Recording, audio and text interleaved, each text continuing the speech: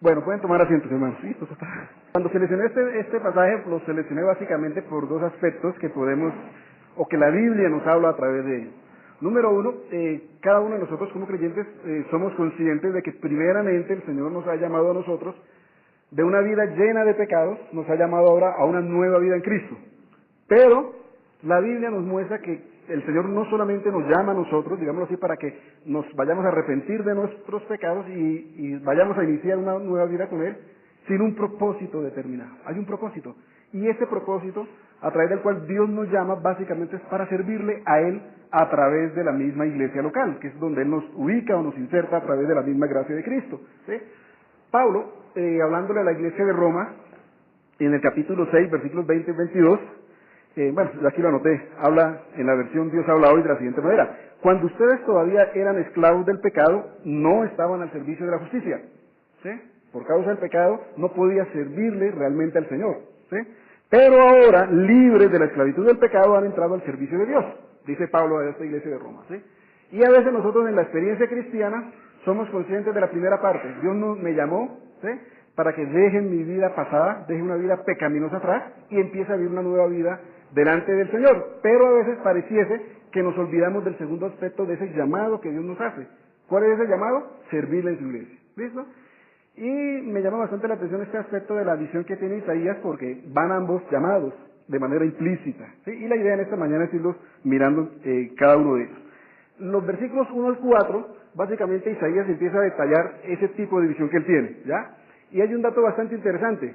Al inicio del versículo 1 dice de la siguiente manera, ahí en el capítulo número 6, el verso 1 dice: en el año de la muerte del rey Usías, vi yo al Señor sentado sobre un trono alto y sublime, y la orla de su manto llenaba el templo. ¿Sí? Cuando uno lee el primer capítulo del libro de Isaías, nos vamos a dar cuenta que él fue llamado por el Señor como profeta y estuvo activo a lo largo del reinado de 4 reyes. Y el primero de los que se inicia es precisamente con este hombre llamado Usías. Usías, lo que nos dicen los libros de Crónicas, al igual que el libro de Reyes, es que este hombre, a lo largo de esos 52 años, siempre se destacó por ser un rey, digámoslo así, que se ajustó a lo que Dios requería de un rey. Recordemos que uno de los oficios que Cristo desempeñó aquí, o sigue todavía desempeñando, lógicamente, en favor de su pueblo, es el rey. Él gobierna el pueblo de Dios, ¿sí?, en representación de ¿quién? Del Padre mismo, ¿sí? Entonces la figura de los reyes fueron dados a Israel como una especie de, como un preámbulo, ¿sí?, a lo que iba a ser el gran reinado de Cristo. Y este rey entonces se distinguió por eso, fue un rey que gobernó, digamos así, conforme a lo que Dios disponía en su palabra. Sin embargo, la Biblia señala de que este hombre, finalizando sus años de reinado, bueno, hubo un momento en que su corazón se llenó de orgullo, de arrogancia, y quiso hacer algo que no le era permitido a él como rey, que era ir hasta el templo y presentar el sacrificio, la ofrenda de incienso. No le era permitido, era únicamente los sacerdotes del Señor. Él, lleno de arrogancia, presenta dicho ofrenda al Señor del incienso. Lógicamente es advertido por los sacerdotes de que no lo haga. Dice la Escritura que él, sin embargo, en su soberbia lo hizo, y a lo último dice la Escritura que el Señor se disgustó y manifestó ese disgusto porque inmediatamente le empezó la lepra en la frente. Sabemos muy bien por el relato bíblico que él después fue desplazado, empezó a reinar su hijo Jotán como corregente, ¿ya? Y él fue confinado entonces a vivir aparte del palacio real, hasta que lógicamente muere este hombre, ¿sí? Y ahí me llamaba la atención, bueno, ¿por qué el Señor en este preciso momento se le presenta a Isaías en la visión como un rey? ¿Por qué no se presenta de otra manera? Me explico. En estos días he estado enseñando en Bucaramanga acerca de las cartas de Cristo a las iglesias del Apocalipsis. Y me llama la atención que en cada una de las introducciones de estas cartas, Cristo revela algo de su aspecto como Señor de la iglesia con base o con relación a algo particular que estaba viviendo cada una de estas iglesias, ¿sí? Y en este caso yo decía, bueno, ¿qué relación hay lo uno con lo otro? ¿Por qué el Señor se presenta como un rey, no? Y lo interesante de todo esto es que es natural que en el mundo común y corriente, en la sociedad que nosotros vivimos, en la medida en que hay cambios de gobernantes, surgen ciertas inquietudes. El nuevo gobernante, digámoslo así, será una persona que va a estar en favor, digámoslo así, del pueblo gobernando, no va a usar el poder para su propio beneficio, ¿sí? Este hombre durante 52 años gobernó siempre la casa del Señor de una manera adecuada. A lo último, cometió un pecado a nivel personal y fue disciplinado por el Señor, ¿sí? Y ahora se va a levantar, ¿qué? Un nuevo soberano, que va a ser precisamente su hijo Jotán. ¿Sí? Jotán será un buen rey, gobernará con justicia la casa del Señor. Las personas con las que Jotán se va a relacionar, se va a rodear, van a ser personas idóneas, sabias, para saber gobernar la casa del Señor. ¿Se acuerdan el caso de Roboán? Él fue necio desde un principio y además de necio, buscó el consejo de personas necias. Estoy hablando del hijo de Salomón, ¿sí? Ante todos estos temores, muy posiblemente Isaías, siendo un profeta del Señor, va precisamente a buscar al Señor ¿en qué sitio? En el templo. ¿Sí? Estando él en el templo, tiene esta visión. Y lo interesante es de que en esta visión aparece el Señor como el rey y el soberano de su propio pueblo. Y es bastante interesante en ese sentido, me imaginaba yo, ¿no? En este caso en particular, Isaías es un hombre que le ha servido al Señor por muchos años. Después de la muerte de este hombre, al ver que se va a levantar su hijo que tiene 16 años para gobernar, fácilmente un muchacho de 16 años puede ser influenciado por personas más adultas, ¿sí? Que tengan más poder en el reino. Sin embargo, este hombre, a pesar de todos sus temores, va a buscar al Señor, va hasta el templo y estando en el templo recibe esta visión. ¿Sí? Y es significativo que el Señor se le presenta precisamente como un rey. Lo ve en un trono alto y sublime. En pocas palabras, el Señor le estaba recordando a Isaías, por sobre todas las cosas, yo soy el rey que gobierno sobre mi casa, aunque yo levante reyes y luego los deponga. Y después de que los depongo, levanto nuevos reyes. En pocas palabras, reposa tranquilamente en la manera como yo dirijo el curso natural de mi iglesia. ¿Sí? Y en ese sentido es bastante significante para nosotros hoy en día como creyentes. ¿Sí? Lógicamente nosotros vivimos o expresamos nuestra vida cristiana a través de las iglesias locales. ¿Sí? Y somos edificados por el Señor y somos pastoreados también por el Señor en el contexto de una iglesia local. Y es bonito tener muy en cuenta este principio. ¿Ya? Aquí el Señor dispuso por su gracia y por su misericordia que el hermano Javier sea el pastor. Él es el pastor aquí de la iglesia. ¿Sí? Junto con él está el hermano David, que durante estos años ha estado entrenándose, preparándose precisamente también para llegar a ser un anciano delante del Señor. ¿Sí? Y a pesar de todo esto, no deben ustedes, ni tampoco yo en la iglesia que yo estoy pastoreando por la gracia de Cristo, no debemos olvidar que aunque hay figuras humanas aquí al frente, ¿sí? El rey sigue siendo ¿quién? El Señor, Cristo. Él es presentado en la Escritura como la cabeza de la iglesia. ¿Sí? Por lo tanto, debemos descansar plenamente en que el Señor sigue gobernando a su iglesia a través de figuras humanas, que en este caso somos nosotros los ancianos. ¿Sí? El rey es en particular Usías, a pesar de que a lo largo de muchos años gobernó muy bien, conforme a lo que Dios requería, hubo un momento en su vida particular que cometió un pecado delante del Señor, y el Señor lo disciplinó. ¿Sí? Pero no por eso él dejó de ser ¿qué? Un siervo del Señor, ni tampoco su pueblo dejó de ser el pueblo del Señor, como consecuencia del acto, digamos así, que hizo este hombre de manera equivocada.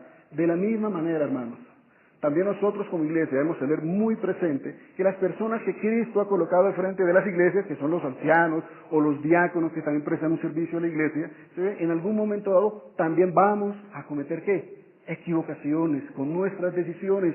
¿Sí? No debemos entonces en primer lugar amedrantarnos cuando suceda eso, ni perder la cabeza, ni tampoco como a veces sucede, ¿no? Voy a buscar entonces otra iglesia, ¿sí? A donde yo me vaya porque lo que está pasando aquí no me está gustando. Como si yo fuera la persona que de manera autónoma decido dónde congregarme. Recordemos que si yo digo que Cristo es la cabeza de la iglesia, y si yo digo que el cuerpo de la iglesia somos cada uno de nosotros, el equivalente de eso ¿qué es? Cristo me colocó a mí en esta iglesia en particular para que yo ¿qué? Me congregue, para que yo me edifique y para que yo también le sirva a Él dentro de esta iglesia. Por lo tanto, yo no debo tomar, digamos, esa decisión tan fácilmente, ¿no? De por cualquier cosa me voy de la iglesia. No, si yo estoy aquí, debo tener la firme convicción. Debo tener la firme convicción de que si yo como oveja estoy aquí en una iglesia en particular es porque Cristo mismo me ha colocado. Cristo dispuso que yo esté bajo la autoridad de ¿qué? De los ancianos de esta iglesia en particular. Entonces no debemos nunca olvidar eso. Es básicamente lo que el Señor en este momento le estaba mostrando a Isaías. A pesar de las vicisitudes del momento, a pesar de la coyuntura, porque va a haber un cambio de régimen, muere el gran rey Usías, se va a levantar su hijo Jotán. ¿Sí? Sin embargo, yo el Señor, soy ¿quién?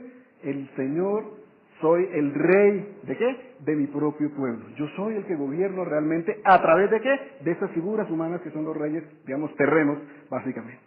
Por lo tanto, nosotros nunca debemos perder esa perspectiva. Los líderes que están aquí en la iglesia están colocados aquí primeramente ¿por quién? Por el Señor. Y el Señor sostiene a estos líderes. ¿Sí ve? ¿En beneficio de quién? De la iglesia. Porque nosotros como iglesia, lógicamente, somos ministrados por Cristo mismo a través del ministerio de esas personas que el Señor les ha encomendado a ellos. ¿Sí?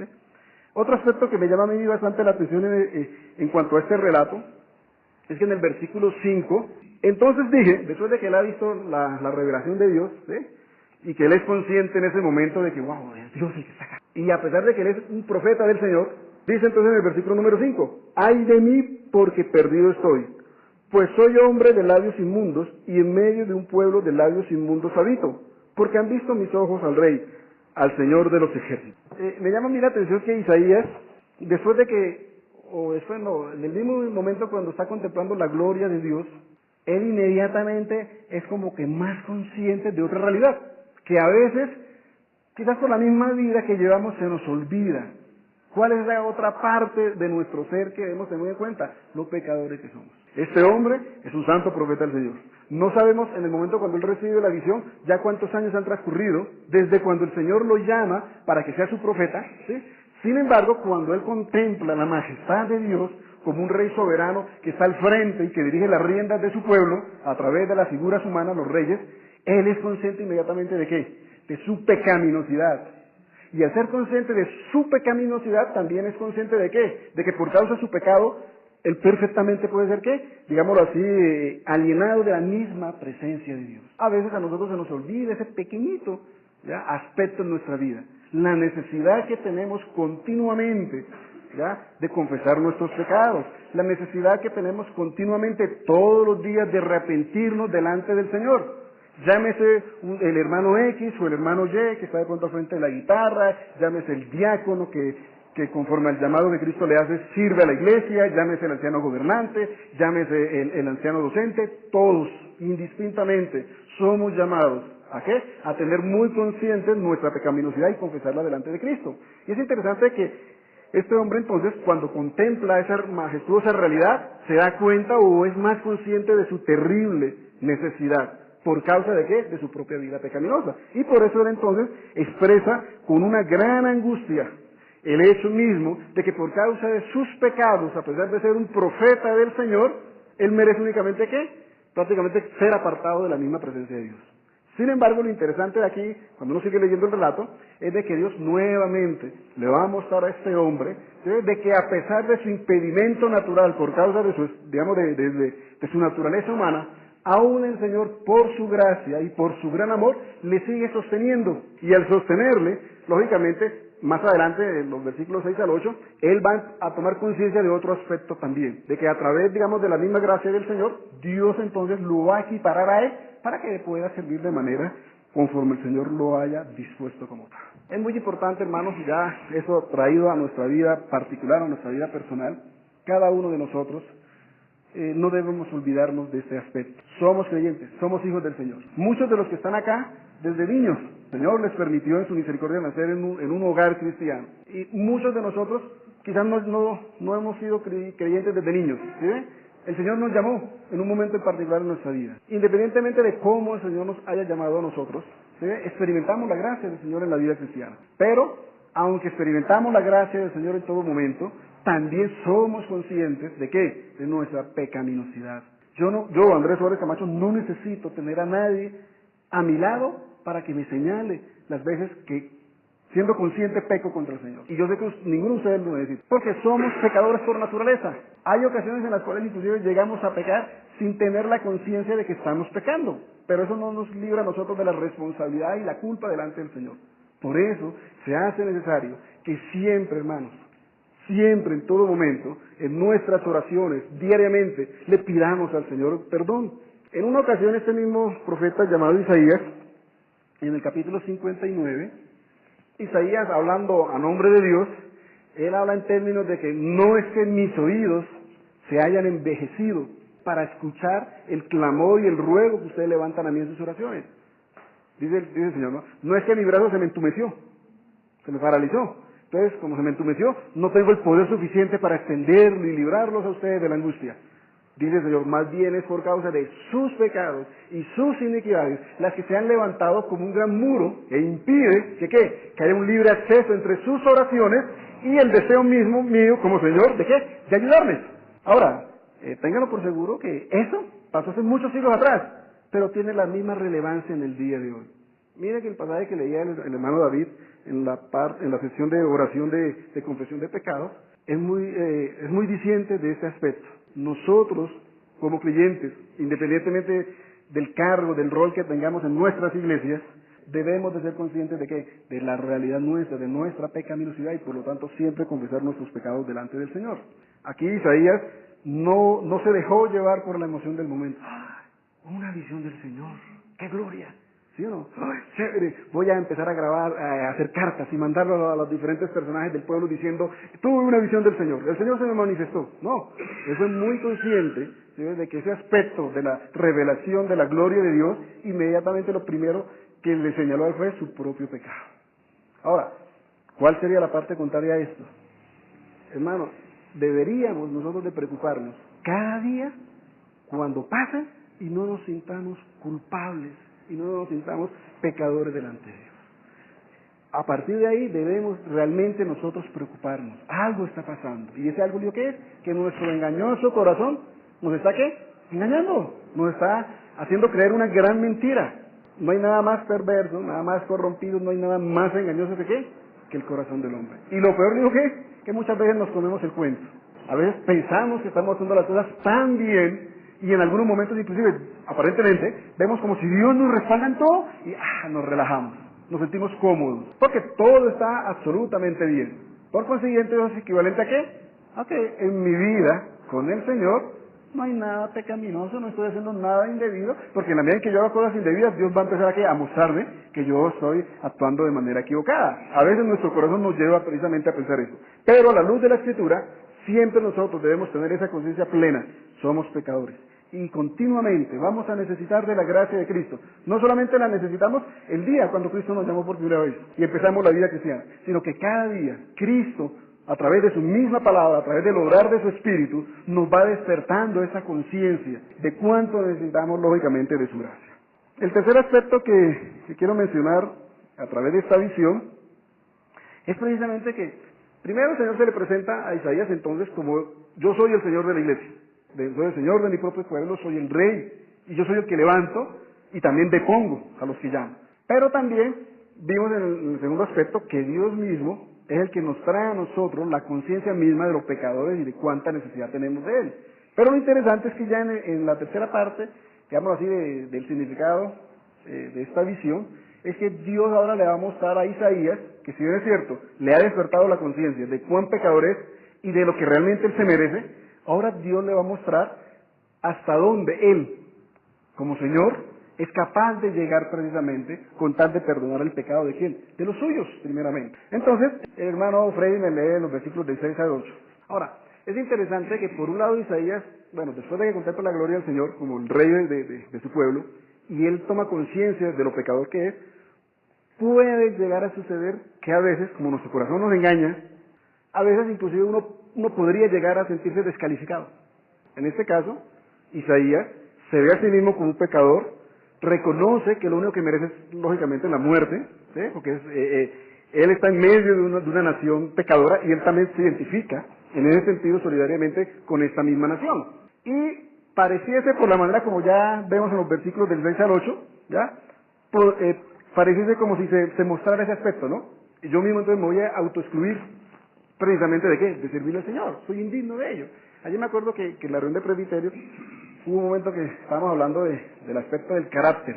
Y hubo alguien que mencionaba que si bien es cierto, en la Escritura se habla que es muy importante el carácter de la persona que le va a servir a Cristo, debemos también ser conscientes de que nadie, absolutamente nadie de los que le vaya a servir al Señor, ni de los que le sirvan actualmente, realmente va a tener el carácter 100% como el Señor lo pide en su palabra. El único que lo tuvo es Cristo. Y después de Cristo no va a haber más nadie. Entonces, a veces uno podría también llegar a caer en ese error. Yo mismo me autoexcluyo de poder servirle al Señor. ¿Por qué? Porque soy un pecador. O yo mismo, de pronto, ¿ya? Estoy viviendo cierta situación y me autoexcluyo o yo mismo, digamos así, me voy apartando a veces, suele ser, de la comunión con los santos. ¿Por qué? Por la situación que estoy viviendo en particular. Llámese en mi trabajo, llámese en mi relación de pareja, qué sé yo, pero a veces nosotros caemos también en ese error como consecuencia de ¿qué? Del engaño mismo de nuestro propio corazón. Y lo interesante aquí es de que, aunque Isaías tiene razón al afirmar que él se siente en ese momento, se lamenta, ay, puedo morir por causa de mi pecado y del pueblo. Sin embargo, lo interesante es de que Dios a través de esa visión le va a mostrar hasta dónde alcanza la gracia del Señor, para con él. Y entonces el Señor, en esa visión, Isaías contempla que de la misma presencia del Señor sale ¿quién? Un serafín. Este serafín toma unas tenazas, va hasta el altar, que está ahí en la misma presencia del Señor, toma un tizón, un carbón encendido, y va hasta donde está ¿quién? Isaías. Isaías no puede hacer absolutamente nada para solventar su situación pecaminosa. ¿Sí? Y eso es lo mismo que nos pasa a nosotros. Nosotros no podemos hacer absolutamente nada para revertir esa realidad en nuestro corazón. Es Dios el que lo hace. En este caso el Señor envía a un serafín. Este serafín toma el carbón encendido, va hasta donde va Isaías y toca con este carbón encendido sus labios. Y ahí mismo él recibe un mensaje. ¿Cuál es ese mensaje? Tu pecado ha sido ¿qué? Removido, ha sido quitado, ha sido expiado. Por lo tanto, después de que Isaías se siente limpio ante la presencia de Dios, luego hay un diálogo, ¿no es cierto? ¿Quién irá por nosotros? Y ahora sí, Isaías se siente con ganas y el vivo deseo de ¿qué? Señor, aquí estoy. Usted me llamó, me ha limpiado y ahora estoy, ¿para qué? Listo para servirte, Señor. Ahora, eso sucede acá en la visión, pero la Escritura nos enseña que siglos más adelante de la presencia del Señor también partió alguien. En la visión de Isaías partió ¿qué? Un serafín. Pero la Escritura nos muestra a nosotros que Cristo, el mismo Hijo de Dios, salió de la presencia de Dios. Él encarnó, estuvo aquí en la tierra, vivió lógicamente aquí en la tierra, estuvo con los suyos, su familia inmediata y lógicamente el mismo pueblo de Israel. Y a lo largo de toda su vida, Cristo no hizo otra cosa que ¿qué? Que ejecutar la labor que su Padre amado le había encomendado. Y nosotros sabemos muy bien que a la luz de la Escritura, por causa de la obra majestuosa de Cristo, Él realmente pudo otorgar a los suyos, a los que Dios mismo había llamado, el perdón definitivo y absoluto de todos sus pecados. Y en ese sentido, cada uno de nosotros podemos vernos identificados en esta misma visión con el mismo Isaías. El Señor envía un serafín, ese serafín le limpia de su pecado y queda habilitado él ¿para qué? Para servirle al Señor. Ahora, si ese es el producto de una visión, ¿no creen ustedes que el alcance de la obra de Cristo es mucho más pleno, más sublime? Por consiguiente, nosotros como creyentes, como miembros de la iglesia, debemos cada día sentirnos realmente habilitados. A ver, por un lado, listo, está el hecho mismo de que por causa de mis pecados, cada día yo debo confesarme delante del Señor y debo reconocer de su gracia. Pero eso no me debe a mí llevar a restringirme de poderle servir al Señor. En una ocasión, hablaba yo en la iglesia, allá en Bucaramanga. El cuerpo del ser humano es tan perfecto como Dios lo diseñó, que Dios lo diseñó para que todas las partes del cuerpo actúen o funcionen normalmente. Cuando hay una parte del cuerpo de nosotros que no tiene, digamos así, un desarrollo normal, ¿qué sucede? Lógicamente esa parte es afectada, pero no solamente se afecta la parte, sino todo el cuerpo. Y yo les comentaba una experiencia que tuve en mi infancia. Cuando yo hice cuarto de primaria, empecé a estudiar con un muchacho, no recuerdo ni el nombre, pero él tenía algo, yo siempre lo veía que la mano derecha, él siempre era así cerrada, y siempre trataba en el bolsillo o llevarla atrás. Y un día estaba molestando con él, yo muestra esta mano, y él con mucha pena me la mostró. Él llegó y abrió la mano, y resulta que estos 4 dedos, él no los tenía separados, como los tenemos nosotros. Él los tenía así todos juntos. Y él sentía vergüenza, porque esa parte de su cuerpo no se había desarrollado plenamente. Y por lo tanto, digámoslo así, uno lo veía y por su manera de jugar y todo, pareciera que fuera diestro. Pero a él le tocaba decir con la mano zurda. Y él no escribía bien con la mano zurda. Entonces uno más o menos deducía, él es diestro, pero por causa de ese atrofio en su mano, él no podía usar bien su mano derecha.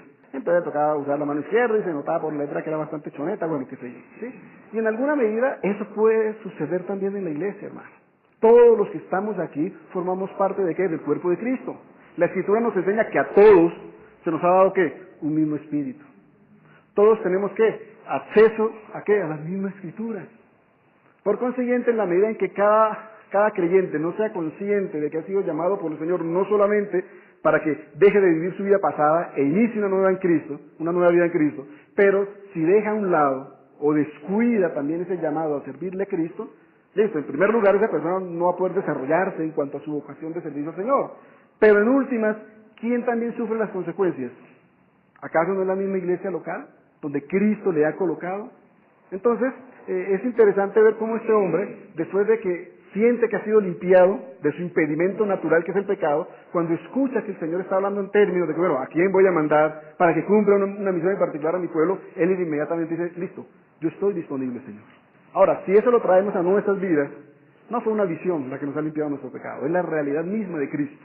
Y bueno, en el caso ¿cómo se llama?, de esta visión, el serafín toma un carbón encendido, envuelto en llamas, y con eso limpia el pecado de este hombre. En el caso de Cristo, ¿acaso la Biblia no nos dice a nosotros que Cristo fue envuelto en los más grandes y terribles dolores por causa de su propia muerte? ¿Acaso la sangre de Cristo o el sacrificio de él en la cruz no es mucho mejor que esta visión que tuvo Isaías? Por consiguiente, hermanos, ¿qué impedimentos naturales nosotros podríamos presentarle al Señor? El único impedimento a la luz de la Escritura que yo puedo tener realmente ante la misma Escritura de poderle servir a Dios es mi pecado. Pero ¿acaso la Biblia no nos enseña a nosotros que Cristo nos libró a nosotros del poder del pecado y de la tiranía del mismo? Por consiguiente, si nuestro más grande impedimento, y es un impedimento natural, que es nuestro pecado, ha sido anulado por la obra de Cristo, ¿por qué entonces no hay en mí esa vocación y ese deseo de servirle al Señor? ¿Sí? En una ocasión Cristo decía que el que mucho ama, el que mucho se le perdona, mucho ama. Ojalá Dios quiera que a través de esa reflexión podamos nosotros cada día ser conscientes de ese aspecto. Listo, es bonito, el Señor me ha llamado de mi viejo pasado, el Señor me ha ayudado a mí, el Señor ha perdonado mis pecados, el Señor me ha ayudado, soy una nueva persona en Cristo. Las personas también inclusive hablan en buenos términos de mí, pero hasta ahí no llega la vida cristiana. La vida cristiana no solamente se limita a venir a un culto y sentarnos, ¿sí?, adorar al Señor, y es bonito adorar al Señor, y es necesario. La vida cristiana no es solamente sentarnos en una silla y escuchar el sermón, aunque es muy edificante, y es necesario escuchar la palabra del Señor. Pero no olvidemos ese aspecto, hermanos. El Señor nos ha llamado en Cristo no solamente para perdonar nuestros pecados. El Señor nos ha llamado en Cristo no solamente para cambiar nuestro carácter y para que cada día seamos más semejantes a Él en cuanto a lo que Él requiere de nosotros, sino que también el Señor nos ha llamado a servirle. ¿Acaso Cristo no es presentado en la Escritura como el siervo del Señor? ¿Qué es un siervo? Servicio, prestar un servicio. Y lógicamente el siervo, no, tica, que a través de un contrato laboral usted me sirve a mí. No, en ese entonces era un servicio absoluto. Muchas veces en la antigüedad los siervos hacían cosas que no les gustaba hacer. Sin embargo, lo hacían, ¿por qué? Porque ellos reconocían la subordinación directa que tenían con la persona de arriba, el señorío, ¿sí? Nosotros entonces podemos darnos el lujo de desatender ese aspecto del servicio al Señor. Les animo entonces, hermanos, que ojalá a lo largo de toda esta semana vayamos reflexionando precisamente en este aspecto. El Señor nos ha llamado no solamente para que seamos salvos, y gloria a Dios, ¿sí?, por la salvación que nos ha dado en Cristo. El Señor no nos ha llamado solamente para un cambio de vida, nos llama también para que, ¿qué?, para que podamos servirle. Porque a través del servicio, hermano, nosotros podemos darle gloria al Señor. No olvidemos que uno de los títulos que tiene Cristo, ¿cuál es? Señor. Y si hablamos de un Señor, por ende debe haber, ¿qué?, un pueblo que le sirve a Él. Entonces, vamos a cerrar nuestros ojos, vamos a darle gracias al Señor.